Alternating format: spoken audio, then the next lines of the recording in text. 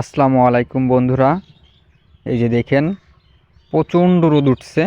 এই রোদ্রের মধ্যে ধান কেটে রাখছিল, সেই ধান শুকাই গেছে। এখন এই ধান মুঠা বানতেছে। অনেকে মিলে এই ধান মুঠা বানতেছে।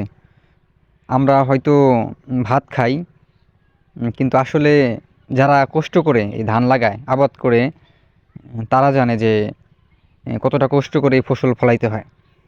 এই ধান আগে কাটছে, কাটার পর এই যে এইভাবে রাখা হয়েছিল, এখন শুকাইছে।